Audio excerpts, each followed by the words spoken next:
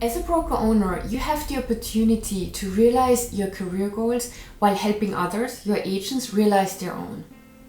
But how do you know whether a prospect's vision is aligned with the vision of your own business? Well, remember, when we interviewed Joao Apolinario last week, he shared with us that starting a relationship with an agent is like entering a marriage. You need to know the other person's vision for the future before you actually start getting into business with them. And in this episode, we're gonna hear from Joao and Conrad Zurini again. And I asked them how they are conducting the personal interview. And when I asked them questions around that, they started sharing their systems and processes for everything they're doing before, during, and after the interview. And it seems that as long as you're prepared, you will know during the interview process what is very important for your prospect and what they need to thrive in their business. And you will also find out whether they are the right fit for you. So let's hear how Jean and Conrad are doing their interviews.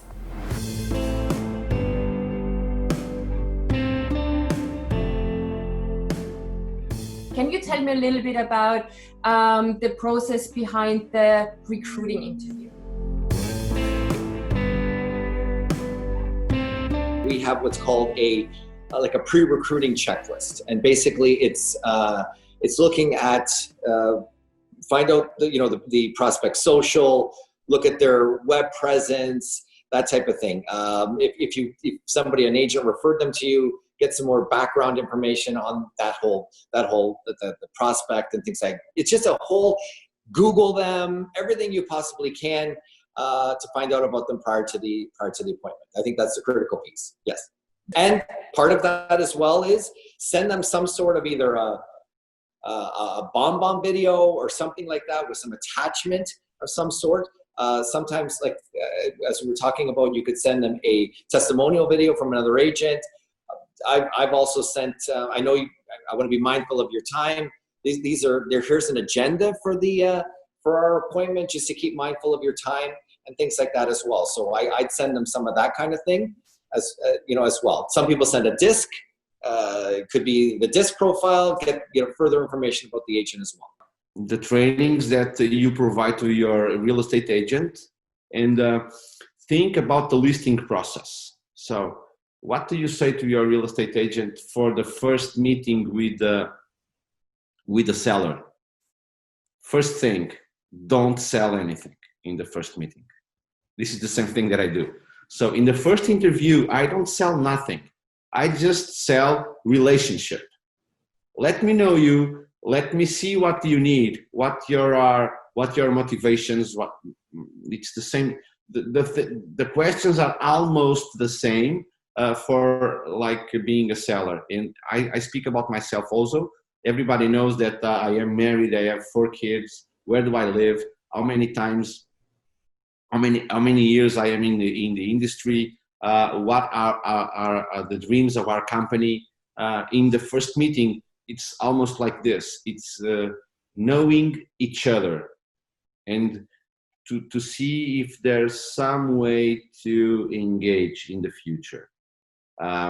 It's in the end of the first meeting with the seller, what we train our agents to do is in the last minute, just deliver your seller your printed, I don't know the name in English, but your presentation file. I do the same thing. In the end of the first meeting, if I like the person, I just give them my presentation file about our company. And I just get the second appointment in just the very end. And this is the first meeting. It takes, when it's a good meeting, it takes, 1 hour and 10 minutes, more or less. So 1 hour for the first meeting, you ask for the second appointment at the end of the first meeting. I can make a small role play with you. In the end, I just say, my time is running out. So it was very, very, very lovely to know you. Same here. I just can't wait to meet you again. I know that today it was very personal meeting. I would love to explain you our project and how can you fit on our project. Can you be available, I don't know, next Thursday at 10 o'clock? It's like this. During the interview, you mentioned a clear 5-point agenda. What would be these 5 points? Basically, it's looking at where are some gaps and things like that. Now, the agenda I send them, I don't send them what they love about their company and what they don't. Okay, I send them the agenda. What are you looking for in a career in real estate? Okay, and what are you looking for with a brokerage? Okay, and if they can't answer what they're looking for in a brokerage, then I say, okay, what do you really like about your brokerage you're with now, or what do you not like about your brokerage? So I pull those kind of questions out. Okay. Yes. So you're trying to find the pain points, so yes. You can then target what you are sharing with them. So you don't just bombard them with everything you have to offer, but you're very specific with what will help them to bridge the gap of what they have been missing so far. Yeah. It's like I am looking for gaps in what they what's happening in their lives right now or their careers. That's what I'm trying to find, and saying, okay, if you came to Remax Escarpment, well, look, we can satisfy that situation with this tool, that tool, and so on and so forth. So that's really where I'm going. So I'm trying to take any doubt out of their mind. Now, we have completely gone away from what's called value proposition. We don't believe in that. We are all about risk, okay, risk management and avoiding risk. So our philosophy is simple.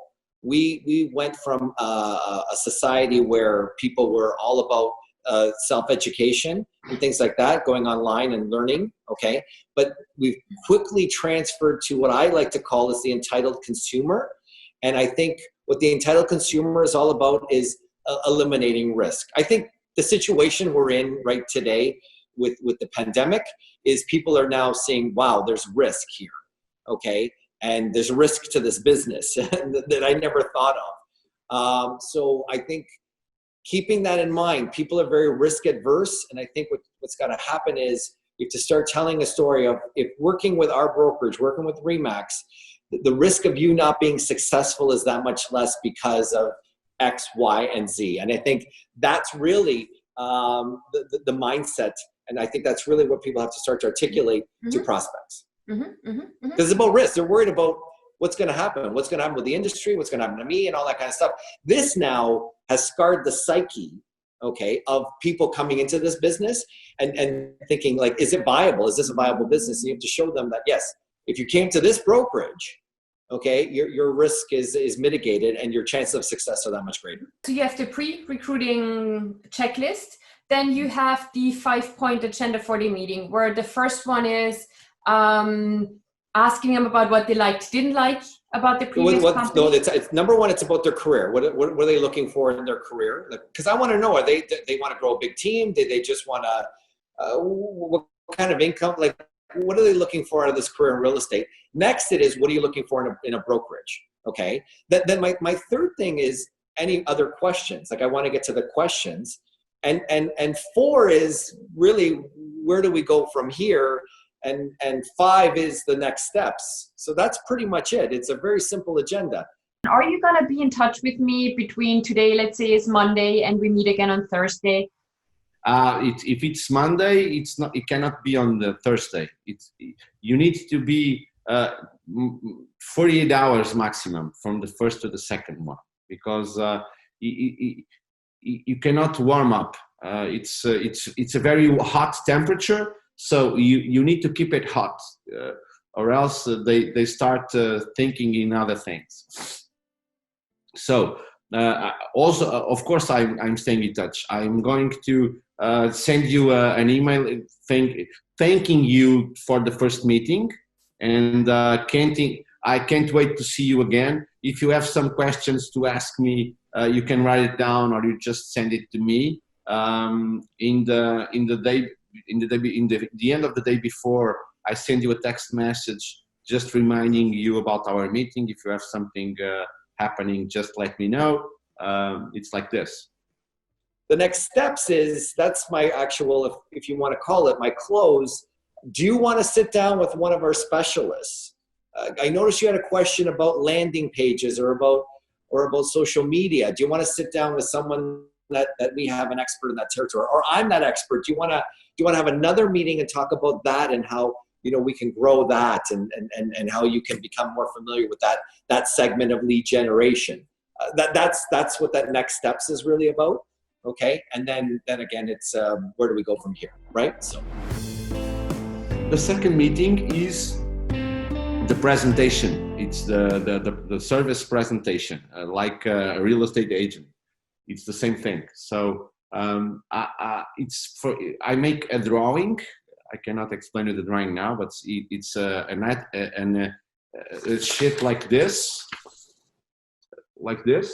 And we draw together. So I explain our project and the model of Remax Vantage. I explain the real estate agent project on making a drawing with you.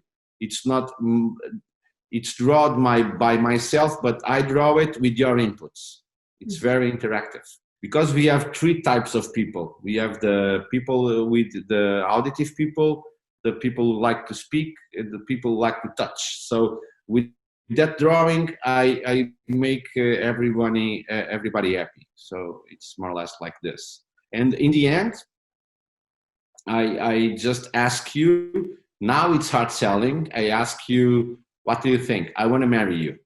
Will you marry me? Almost like this. So if you say yes, we are going to be next meeting with the priest. The priest is our commercial director from our offices. So because I am not going to work with you on a daily basis. I am going to be the person responsible to put you on our company, but the ones who are going to take you by the hand are our commercial directors. So I need them to be on this process.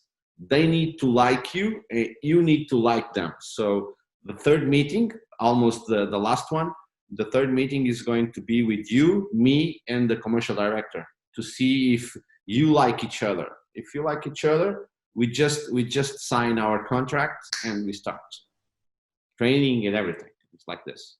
Great. Excellent. Thank you so much. Very clear process. I think at some point I'll hope to get you on Zoom again and we'll draw that picture together. I draw it. I don't know, in several countries already, so it's very nice. Yeah. I know. So we might get that on camera for like to be able to share it with everybody at some point then also. And you mentioned a post-interview checklist as well. What's on that checklist? Yeah, that's an it's my personal performance evaluation. Did you mention something related to the prospect's company or the industry in a meeting? Okay. Did you read the prospect's body language? Were you focusing on that as well? And when did they open their arms or kind of came closed and clammed up and things like that? Those are the key notes that I want you to take. Because then again, once you've done that data, once you have that data, then we can all sit down and think about, again, I'm going to sit down with my team leaders and recruiters and say, okay, let's look at this recruit. Where did they clam up? Where did they open up? And let's now the drip campaign. Because look, it's not one and done. In some cases it is, but then you have to have that follow-up drip campaign where you found out those pain points that you said or where they were a little bit nervous. And then that's how you start to create your drip campaign back to them and how you're responding to them and that through that whole nurture process. Did you target questions that they understood real estate and their concerns of the industry and their needs? Did you isolate those concerns and needs?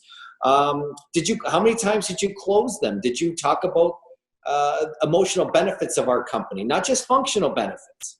Okay.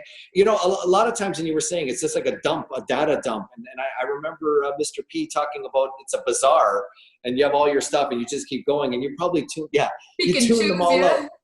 Yeah, no, here it's very, very, very specific.